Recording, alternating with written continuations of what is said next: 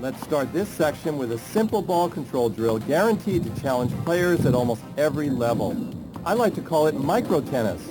Players line up across the net from one another and hold onto the net with their non-racket hand. Only backspin is hit, and players quickly realize that this is a great skill builder for both drop shots and counter drop shots. Variations can include drop volleys as well as movement, having the players move back and touch the service line in between hits while trying to out-drop shot one another.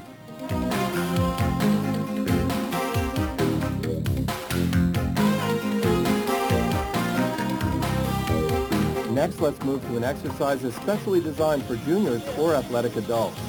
Set up players in pairs, tossing cross-court from the center tee. Then, right after tossing the ball, the feeders quickly move to the chair at the side tee. Points are scored for each team when the feeders are both seated in the chair and catch the ball. Focus issues include movement and teamwork while working on angled shots from the front half of the court. Of course, there are many variations, such as our players are now demonstrating. In this exercise, there are now 3 tossers alternating feeds to 1 hitter. The tossers are scoring points when they sit and then catch the feed, and when one of them catches a total of 3, they replace the hitter. Now, to motivate the hitter to want to rotate, simply start them on one side of the court and create a running hit. They'll be very glad to switch just to catch their breath.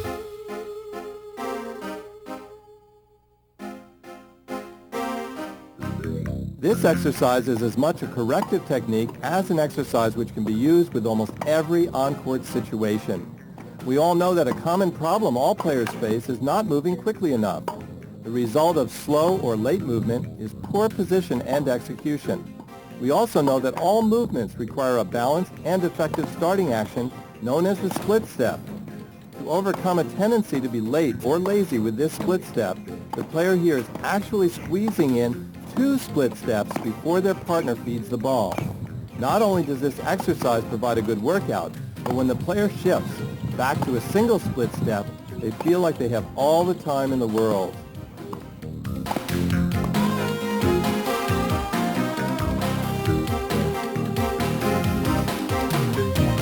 This serving exercise combines fun with learning a slice serve.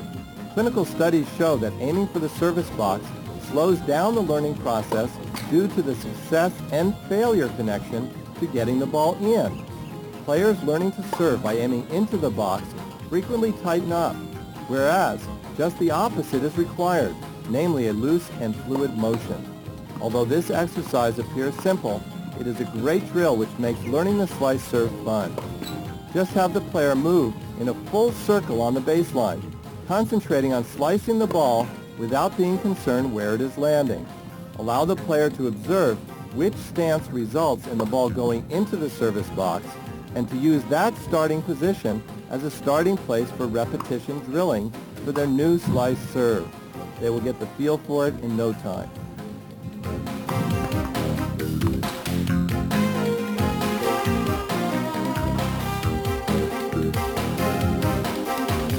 This drill uses props that are always near a tennis court, chairs, to specifically practice the proper recovery movement and positioning required for singles on the baseline.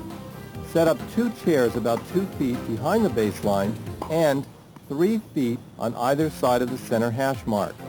A partner, coach, or ball machine can feed balls to the player who is on the chair side of the net. Feeds are wide, and after hitting the ground strokes, the player recovers to sit in the correct recovery chair, specifically the chair diagonally opposite from where the player hits the ball. The player will quickly learn that when they hit cross-court, their recovery distance to the correct chair is less and much easier.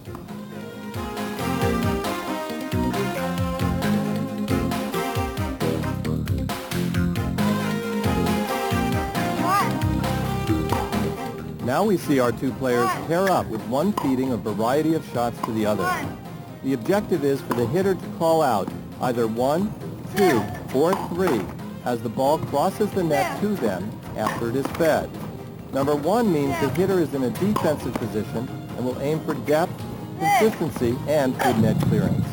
Number 2 means the player will try to put pressure on their opponent with direction, depth, and moderate pace. And number 3 means that the player will try to hit an outright winner. The result of practicing this exercise is consistency with less unforced errors, the natural result of early decision making.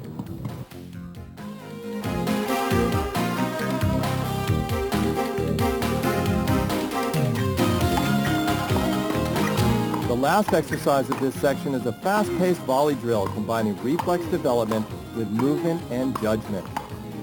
2 feeders start on one baseline, side by side, with 2 balls each.